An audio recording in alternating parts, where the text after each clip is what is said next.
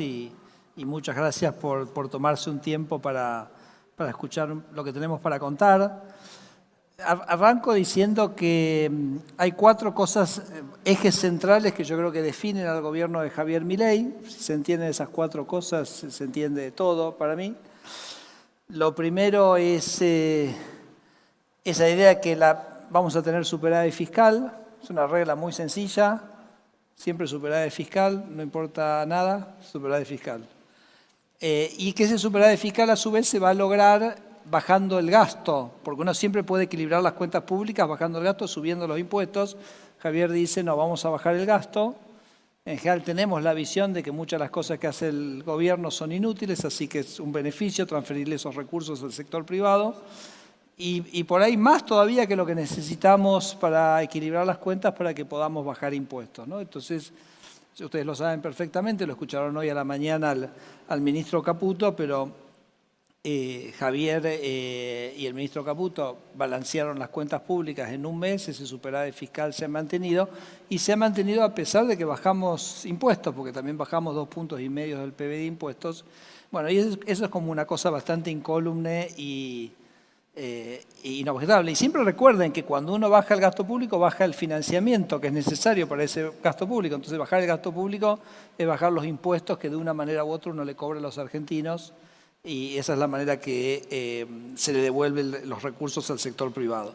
El segundo eje es la libertad económica. Es un poco lo que me compete más y voy a hablar más de eso en esta presentación. Hemos hecho 15.000 desregulaciones. Desregulaciones contado como artículos en normas o leyes que le obligaban al sector privado a hacer algo y que las hemos podido eliminar. Tanto en el 2024 como en el 2025, Argentina es el país que más puntos escaló, más posiciones escaló en el índice de libertad económica de la Heritage Foundation, que es como una referencia bastante global sobre libertad económica, así que hemos avanzado bastante en ese sentido. Tanto el equilibrio fiscal como la libertad económica y la desregulación, para el presidente y para todos nosotros, tiene que ver con una cosa absolutamente central, que es el respeto de los derechos de propiedad. ¿Por qué tiene que ver? Bueno, porque si uno tiene un gobierno que está con una situación fiscal complicada, tarde o temprano va a hacer algo que va a lesionar tus derechos de propiedad. O te va a confiscar, o te va a gravar, te va a poner un impuesto, o te va a expropiar, algo, te va a defaultear, algo va a hacer que va a afectar tu derecho de propiedad. Entonces, no hay mejor garantía al respeto de los derechos de propiedad que un fisco que tiene sus cuentas en orden y que tiene superávit. Y la libertad económica también es una afectación de los derechos de propiedad, porque si uno tiene, por ejemplo, una propiedad y de repente viene el Congreso, viene el Estado, viene el gobierno y te pone un control de alquileres, bueno, en algún sentido baja el valor de esa propiedad y está afectando el valor de tu derecho de propiedad. Entonces, Argentina, el respeto a los derechos de propiedad es lo único que nunca pudo poner sobre la mesa como un insumo. Y es un insumo absolutamente central. Por ejemplo, si ustedes están pensando en minería, creo que después hay un panel sobre minería, es imposible pensar en invertir en minería si uno no confía en que los derechos de propiedad van a ser respetados, que un contrato va a ser respetado, que las reglas de juego van a ser respetadas, ¿no? Por eso a veces yo decía, cuando en el gobierno anterior se defaultó una deuda que era 25 puntos del PBI, que tenía una tasa de interés del 5%, el daño de eso es inconmensurable, porque un gobierno que no está dispuesto a cumplir con un contrato de deuda, mucho menos va a cumplir con ciertos compromisos o ciertos acuerdos o ciertas reglas de tributación, que son las que uno tiene que estar seguro que se van a respetar para poder hacer inversiones de billones de dólares, de miles de millones de dólares en el país, ¿no? Entonces, el equilibrio fiscal y la libertad económica como insumos de los derechos de propiedad, y si nosotros podemos garantizar esos derechos de propiedad, se empiezan a destrabar un montón de inversiones que era imposible que ocurrieran sin eso. Entonces, esa es esa construcción. Por supuesto que después hay una agenda de seguridad, por supuesto iniciada por la ministra Patricia Bullrich y ahora por la ministra Monteoliva. Argentina es el país más seguro de Sudamérica. Es interesante el tema de la seguridad porque, dado los conflictos que hay en el mundo, Argentina emerge, diría Sudamérica en general, y Argentina en particular como un lugar que desde el punto de vista geopolítico es un lugar como atractivo, es un lugar seguro, es un lugar lejos de los conflictos. Nada, es un tema que empieza a aparecer como una variable relevante, por ejemplo, en el sector energético. Si uno está pensando en tener un abastecimiento de gas natural y quiere buscar un lugar del mundo que sea de alguna manera seguro, bueno, no aparece un lugar mejor que Argentina en este momento para proveerse de ese insumo, de esa energía. Y finalmente hay una agenda de relaciones internacionales que tiene el presidente, que ustedes la conocen muy bien, un fuerte alineamiento con Estados Unidos, un fuerte alineamiento con Israel, un proceso de apertura económica que tiene hitos ya muy interesantes, como el Tratado de Libre Comercio con EFTA, el Tratado de Libre Comercio con Mercosur, después de 25 años de negociación, y el acuerdo comercial con Estados Unidos, acuerdo comercial y de inversiones, que me parece que en términos de apertura económica se ha avanzado en los últimos 6 meses más que lo que se avanzó en los últimos 20 o 30 años, ¿no? Eso es un poquito la estructura conceptual: equilibrio fiscal, libertad económica, derechos de propiedad, seguridad y una inserción en el mundo con un fuerte alineamiento con el mundo occidental. Yo diría, esos son los parámetros, ¿no? Y cuando nosotros queremos explicar un poco qué es lo que ha pasado, claro, ¿y por qué a Argentina le costó tanto, no? Le costó tanto crecer, venimos de 15 años de estancamiento. Y yo digo, no es una sorpresa que nos costó crecer, porque habíamos prohibido el crecimiento, o sea, nos habíamos prohibido a nosotros mismos crecer. Doy un par de ejemplos. Por ejemplo, la ley de glaciares, tal cual estaba concebido, prácticamente hacía imposible la minería. Le digo lo siguiente: Chile exporta 60.000 millones de dólares de productos mineros. Comparte con nosotros los Andes, ¿correcto? O sea, nosotros tenemos tanto como ellos, porque no creo que Dios, cuando creó los Andes, puso todo el cobre y el oro del lado chileno. No creo que eso sea el caso. Entonces, ¿ustedes se imaginan lo que hubiera sido Argentina si en los últimos 30 años, todos los años, hubiéramos tenido 60.000 millones de dólares más de exportaciones? En todos los años. Porque hablábamos el préstamo con el fondo, son 60.000 millones más de exportaciones por año por 30 años. Y eso no es que estoy diciendo lo hizo Australia, lo hizo Finlandia, digo, lo hizo Chile, lo hizo Perú, lo hizo Bolivia. Y entonces a nosotros nos restringimos de motus propio no tener esos recursos. Digo, para tratar de concebir un poco lo que verdaderamente ha ocurrido. En este momento tenemos el Senado para la reforma de la Ley de Tierras. La Ley de Tierras es una ley que prohibía la inversión extranjera directa en el sector agropecuario, en las economías regionales de Argentina. También nos prohibimos que pudiera venir gente a invertir, por ejemplo, en la industria forestal.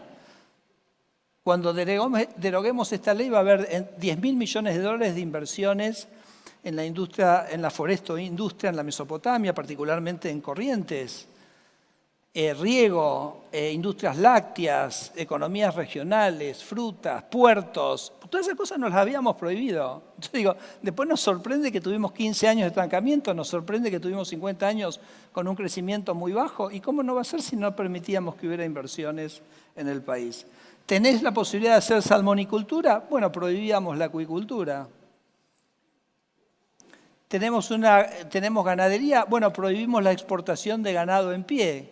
Ganado en pie, por ejemplo, se exporta a los países musulmanes que faenan ellos mismos la carne, no compran carne que ya está faenada. Entonces, ¿querés exportar carne al mundo islámico? Tenés que exportar ganado en pie, estaba prohibido en Argentina. ¿Querías exportar cueros? No se podía exportar cueros. ¿Querías tener propiedad intelectual en las semillas? No podías tener propiedad intelectual en las semillas. Entonces, un algodón que en Chaco te rinde 600 kilos la hectárea, en Brasil te rinde 1.400. O sea, si tuviéramos derecho de propiedad, podemos duplicar la producción de algodón en Chaco. Tenemos Brasil aumentando su producción de soja con tecnología de empresas argentinas, de ingenieros y científicos argentinos, que no la pueden vender acá y la venden en Brasil. Capital usado. Teníamos prohibido para las empresas importar bienes de capital usado. Tenía que ser nuevo. Eso lo liberamos. Tenemos cientos, decenas de casos que la gente nos dice: tengo esta máquina que valía 10 millones, no la podía comprar, la conseguí usada, 2 años, 3 años de antigüedad en Italia, en Alemania, 2 millones, la puedo comprar, tripliqué la producción. Nos habíamos prohibido a nuestros empresarios poder buscar sus su capital de la manera más conveniente para ellos. ¿Querías producir más yerba mate? No, estaba prohibido. ¿Querías hacer una excursión para ofrecer un servicio más barato para caminar el Perito Moreno? No, estaba prohibido. ¿Querías cosechar sin autorización de un funcionario, un burócrata del INTA? Estaba prohibido. ¿Querías poner aviones más pequeños para conectar las ciudades? Estaba prohibido. Hoy hay 1.200.000 argentinos en ciudades del interior que están conectados con un vuelo aéreo que no existía cuando Javier Milei estaba. ¿Querías tener internet satelital? Estaba prohibido. ¿Querías usar un certificado de un producto que se vende en Suiza, que se vende y no tener que volver a certificarlo adentro? No, estaba prohibido. Tenías que volver a certificarlo. ¿Querías exportar por correo? ¿Vieron que se importa por Temu, por Shein, todo ese debate? Bueno, ahora, si vos sos un empresario argentino que querés exportar por vía postal, estaba prohibido. Son esas prohibiciones que uno las va encontrando y dice, ¿cómo puede ser? O sea, nunca las buscaste porque nunca te pudieras imaginar que este país iba a impedirle a nuestros empresarios, sobre todo a los pequeños, que puedan exportar. Querés ponerte a vender un producto en Amazon, no lo podías, no tenías acceso a la exportación por correo postal. ¿Querías tener competencia en vacunas? Estaba prohibida. Había regulación que hacía que solo podía haber una. ¿Querés importar una amoxicilina genérica que sale 5 centavos? Complicadísimo, te tenés que quedar con la local que vale 40 centavos.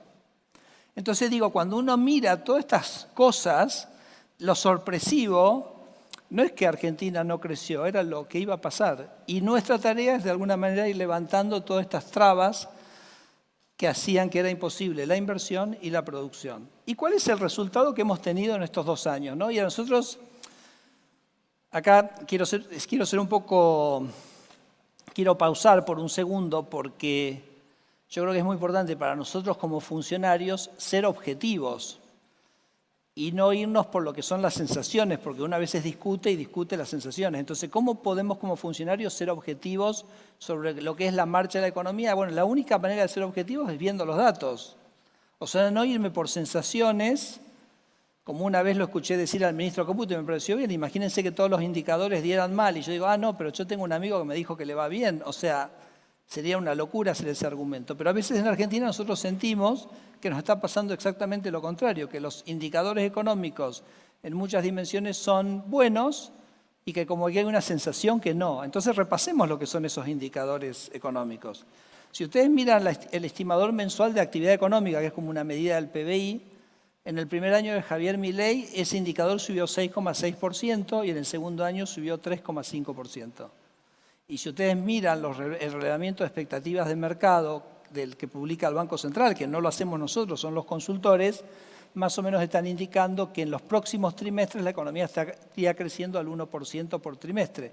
Si eso continuara hasta el fin del mandato de Javier terminaría con un crecimiento en su primer mandato de 20 puntos del PBI, creo que lo mencionó, que exactamente este número Luis Caputo hoy a la mañana, después de 15 años de estancamiento. Entonces eso me parece interesante. Pero lo que más interesante me parece, si no les gusta lo del EMA y usamos los datos del PBI, los datos del PBI están publicados hasta el cuarto trimestre del 2025. Entonces yo comparo el cuarto trimestre del 2025 con el cuarto trimestre del 2023. Les repito, esto no son opiniones mías, no son los datos objetivos. Ahí vemos que el PBI creció 5%, que el consumo creció 10%, y acá el dato más interesante, que las exportaciones crecieron 40%.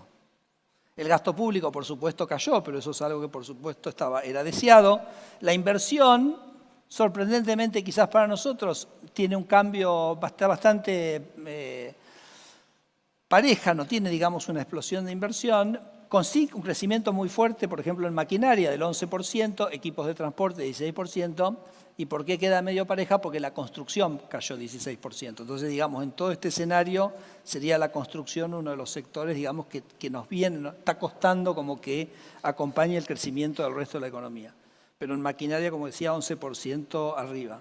Entonces, para mí es muy interesante esto porque es la primera vez en mucho tiempo que estamos asistiendo a un proceso de crecimiento económico que está liderado por las exportaciones.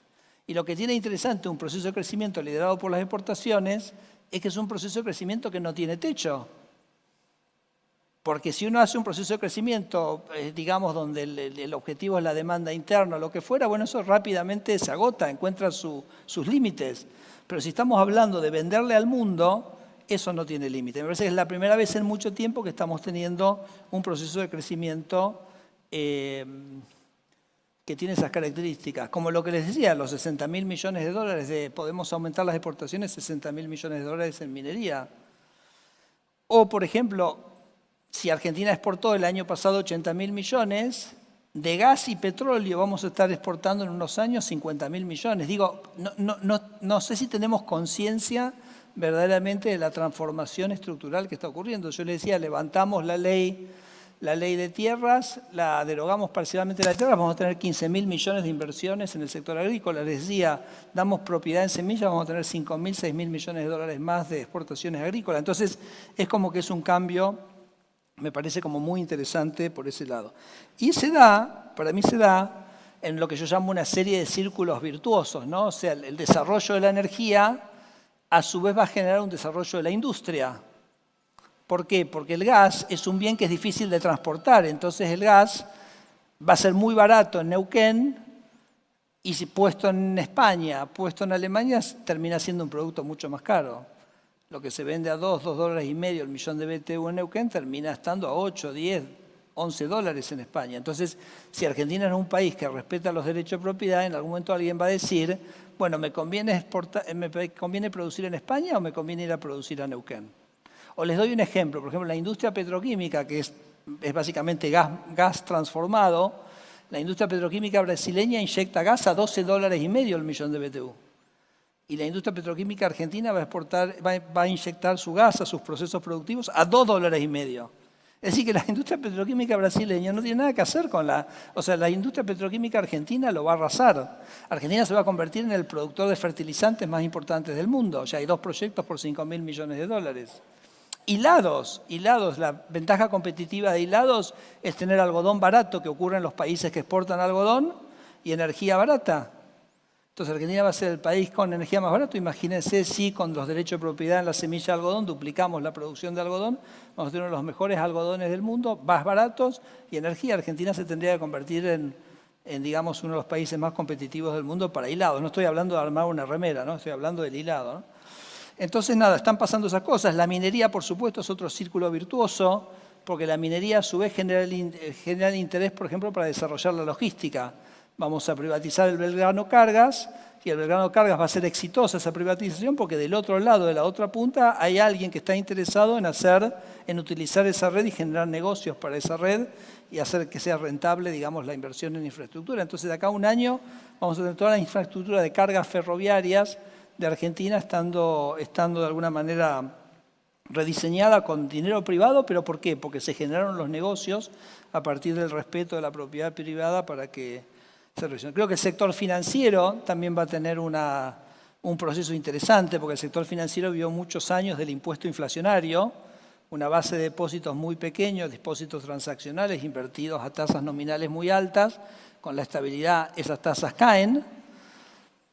Y entonces la única manera de que el sector financiero se adapte a ese nuevo contexto es ampliando la base, generando más depósitos. Eso quiere decir agarrar los 200.000 millones de dólares que los argentinos tienen afuera, convenciéndolos que vengan a ser invertidos en el sector bancario y ahí sí, argentino, y ahí sí va a aparecer el crédito en serio. Porque tenemos 200.000 millones de dólares. ¿Qué tienen los argentinos para traer acá? Cuando hoy el stock de créditos hipotecarios son 5.000 millones de dólares, así que imagínense cuánto lo podemos subir, ¿no? 40 veces, si no me equivoco la cuenta. Así que nada, tenemos como grandes cambios de liberar la capacidad exportadora de Argentina, liberar las trabas, un fisco que genera derechos de propiedad, genera incentivos a la inversión y eso es un poco digamos, la estructura y el proyecto en el que estamos ahora. Les quiero contar de 6 cosas que están en camino, que suman a esto, pero complementan o son parte de esto. Son proyectos de ley que ya hemos enviado o estamos en proceso de enviar al Congreso, en esto que Javier ha llamado el Congreso más reformista de la historia, así que voy a simplemente mencionar algunos de los múltiples proyectos que está enviando el Congreso, más los que están asociados a lo mío.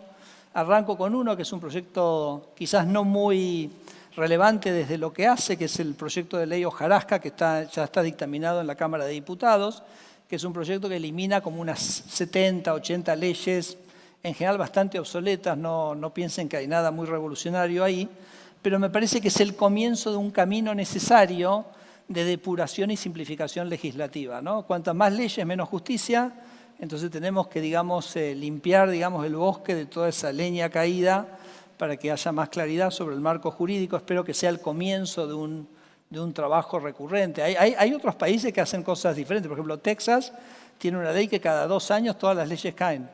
O sea, las leyes tienen una duración de 2 años. Entonces, si el Congreso o la legislatura, en este caso estadual, no renueva el interés en la ley cae automáticamente. Digo, no es que estamos proponiendo eso ni haciendo eso, pero me parece que simplemente lo pongo como una ilustración de que es importante mantener el cuerpo jurídico acotado y no, digamos, que sea leña caída que se va apilando, ¿no? Que eso después se incendia. Como yo les decía, hemos mandado al Senado, ya fui a defenderlo, un proyecto sobre la inviolabilidad de la propiedad privada, que tiene cambios a la ley de expropiaciones, cambio de desalojos, cambio a la ley de fuego, todos para fortalecer la propiedad privada, pero que sobre todo tiene esto que yo hablaba antes, la derogación parcial de la ley de tierras, que va a permitir la inversión extranjera. Nosotros estimamos unos 15.000 millones de dólares en economías regionales. Imagínense ir a la Patagonia en auto y que sea todo verde.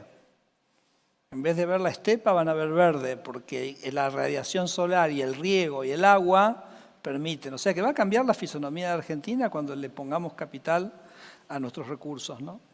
El mes que viene estamos pensando mandar un proyecto importante con normas de desregulación, que incluye mercados de capitales, incluye la industria del seguro, pero y muchísimas otras cosas más, pero simplemente quiero detenerme en un punto especial, que es una reforma en la ley de cabotaje, que generaría una baja muy considerable. A ver, la Constitución, creo que es en su artículo 26, dice la navegación de los ríos es libre. De hecho, en parte tuvimos guerras civiles en este país para justamente llegar a ese artículo en la Constitución que permitía la navegación libre. ¿Se acuerdan? Cuando tuvimos las guerras civiles en el siglo XIX era porque no querían que Buenos Aires tuviera el monopolio del comercio. Y de hecho nosotros nos independizamos o sea, nuestra gesta libertadora fue una gesta de desregulación, porque nos quisimos liberar del yugo del monopolio que nos imponía España sobre el comercio nuestro.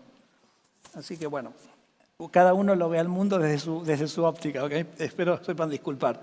Pero la reducción si nosotros liberamos la navegación de cabotaje, generaríamos una baja de costos tan grande que sería equivalente, por ejemplo, a bajar las retenciones 8 puntos. Pero es muy sencillo, porque, o por ejemplo, a ver, si yo tengo que llenar un camión de soja y son 300 camiones, imagínense en Salta poner 300 camiones a quemar gasoil hasta el puerto de Rosario, versus mandarlos a Chaco, poder cargar en un barco en Chaco y sale la producción desde Chaco. O se pone una barcaza en Chaco a un costo muy accesible, se hace el transbordo inmediatamente en Rosario, eso no es un problema ni es costoso. O por ejemplo, imagínense los productores forestales de Misiones, que están cerca del Dorado, están arriba, al lado del río Paraná. Hoy tiene que poner la madera en camiones y llevarlas al puerto de Zárate, versus hacer 100 metros, hacer 2 kilómetros, hacer 10 kilómetros, ponerlo en un barco en el puerto del Dorado y sale a China. O sea, se cambia todo, o sea, somos competitivos en China, etcétera, cambia radicalmente. Es el cambio en la logística argentina más importante que tenemos. Gobernador, ¿cómo anda? El gobernador de Catamarca, así que es también unos protagonistas, ¿no?, de esta historia minera que está viviendo Argentina en este momento. Así que nada, tenemos eso. Imagínense, por ejemplo, la arena que tiene que llegar a Vaca Muerta, que viene de Entre Ríos. 3.000 camiones por la Ruta 5, cruzando todo el país, en vez de ponerlos en un barco en Entre Ríos y yendo a San Antonio y ahí cruzando para llegar a Vaca Muerta. Estoy, gobernador, haciendo lobby, voy a necesitar sus votos en el Congreso para la ley de cabotaje, Okay, así como todos sus colegas le han dado el voto para la ley de glaciares, ahora necesitamos las mesopotámicas, bueno, las mesopotámicas y también no, por supuesto, las del norte, como decía, que van a sacar la soja por ese lado, ¿no? Y eso se va a complementar, ese cambio en cabotaje, que va a ser uno de los cambios logísticos más grandes que vamos a hacer quizás en la gestión, con el programa de licitación de rutas que está por supuesto, ya en proceso, y como decía, con la licitación del Belgrano Cargas, que, gobernador, ¿cómo anda? Usted sí que es el beneficiario, ley de cabotaje. Acá está el gobernador de Corrientes y justamente estuve con su director de Fluvial el otro día, que me estuvo haciendo recomendaciones, y de hecho hemos hecho algunos cambios para asegurarnos que la cosa funciona muy bien. Así que también confío en usted de convencer a sus colegas gobernadores para tener los votos. Ahí ya hable con Jalil, por favor. Después está el cuarto punto, es defensa de la competencia. Vamos a presentar un proyecto de defensa de la competencia, pero que va a tener la característica puntual, y me parece interesante y novedosa, que en Argentina lo más peligroso para la competencia son los estados. O sea, los que más dañan la competencia son las regulaciones del Estado que prohíben la entrada de otros jugadores a un mercado. Porque ¿qué es una regulación? Es una barrera de entrada. Sobre todo, particularmente terrible para las pymes, etc. Entonces, nuestra ley de defensa de la competencia básicamente le va a dar a la Autoridad de Defensa de la Competencia la potestad de litigar y de reglamentar sobre leyes que afectan la competencia en cualquier lugar de la nación, ¿no? En el quinto vamos a tener una ley de reforma del Estado que va a tomar algunas de las cosas de los decretos delegados que finalmente después no prosperaron el año pasado, una redefinición de las competencias del Estado, así que vamos a avanzar con eso. Y termino con algo que me parece que es bastante interesante y bastante novedoso, es que vamos a estar enviando un proyecto de reforma de la ley de sociedades que moderniza nuestra ley de sociedades bastante significativamente. Bueno, se imaginan todo lo que ya se imaginan de digitalización, etcétera, pero que va a tener un capítulo que va a permitir la incorporación de sociedades que son estrictamente sociedades de inteligencia artificial. O sea, vamos a tener formas jurídicas de empresas que no tienen humanos, son solo programas. Este es un debate que está ocurriendo en el resto del mundo y que me parece interesante. Y le digo para que entiendan a dónde apuntamos lo siguiente. Hace unos años, un país que también ha generado un ambiente muy atractivo para la inversión extranjera directa, que seguro todos escucharon, es Irlanda. Entonces Irlanda generó un marco muy propicio para que la inversión extranjera directa que iba orientada a Europa se instalara en Irlanda. Y también un régimen bastante atractivo para la propiedad intelectual. Entonces, por ejemplo, hubo un día, en el año 2006, por allá, que el PBI de Irlanda subió el 25% en un día. Y ustedes me dicen, ¿qué pasó? ¿Cómo puede ser que un país suba su PBI 25% en un día? Fue el día que la empresa Apple incorporó en Irlanda la empresa que era dueña del software de los iPhones. Entonces, cada vez que una persona en el mundo compra un iPhone, paga un derecho de propiedad intelectual a esta empresa que es irlandesa. Y los irlandeses le cobran un impuesto. Entonces, imagínense lo siguiente, que en 10 años el 90% del PBI mundial lo van a producir agentes de inteligencia artificial. Imagínense que nosotros creáramos el régimen jurídico para que esos agentes de inteligencia artificial se incorporen en Argentina. Entonces Argentina sería un país con 47 millones de habitantes o 50 millones de habitantes y quizás con 500 millones de agentes de inteligencia artificial que estarían ubicados en Argentina, incorporados en Argentina, pero produciendo para todo el mundo y pagando impuestos ¿dónde? Acá. Entonces, si logramos dar en la tecla con esto, logramos hacer Argentina un lugar atractivo para este tipo de programas, básicamente podríamos, en algún sentido, grabar probablemente a una tasa atractiva para que sea acá, pero en realidad casi les diría todo el PBI mundial. Así que bueno, eso es otra de las cosas como simpáticas o divertidas o quizás muy trascendentales o muy transformativas en las que estamos trabajando. Esta última puntualmente creo que es muy novedosa.